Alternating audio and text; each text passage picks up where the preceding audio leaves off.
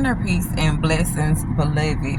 Listen, do you not know that insecurities will alter the way that you move in life, that you see life, and your functionalities? You know, when they say hurt people, that is the truth. How can you expect a person who has never been taught properly to walk in healing to be healed? The person who has never been healed to walk in healing. You expect for a hurt person to walk in healing, but yet they've never been healed, never been cultivated, never had more than likely a father figure to show them the right way, never had the correct nurturing sometimes from a mother, and so that they experience a level of hurt from their home, with mother and father, or these days just mother, and they don't know properly how to deal with people. Some want to love, but yet they don't know how to love. It's always that blockage, and that's called a blocking spirit. But we can talk about that later. Just put it in the comments if that's something you want to talk about. But that blocking spirit, it comes and it stops them, it hinders them from moving and progressing in life in that particular area in their life. Like for me, for instance, I'm gonna give y'all this. Like, I was molested as a child.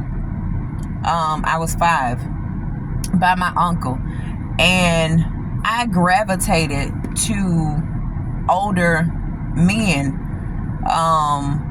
not like 50, 60, but people who were older than me, because I felt as though if I gather or I be with someone who's older, that the maturity level will be there, the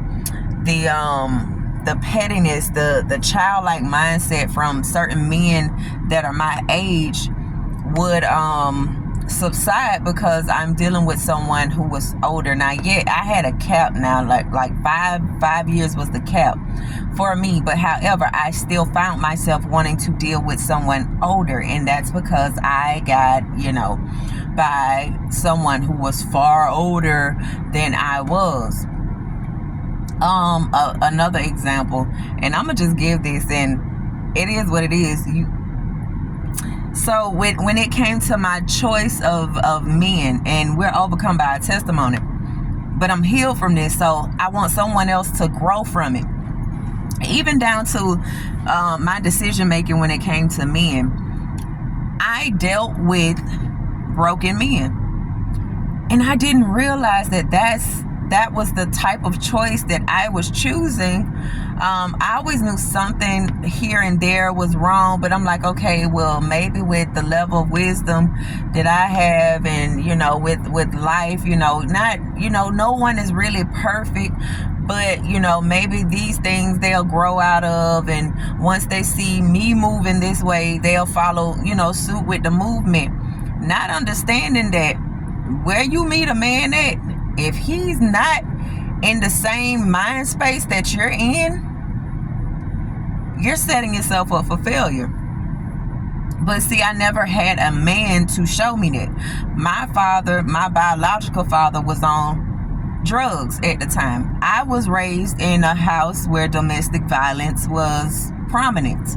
So I never had that formality. And then, I had my ram in the bush with my grandma, but she can only teach and tell me certain things because I was very young, So I never had the experience of having a true male guidance to teach me how to navigate in life and how to maneuver when it came to dealing with people who are healed versus men that has the same level of brokenness from their childhood or childhood trauma.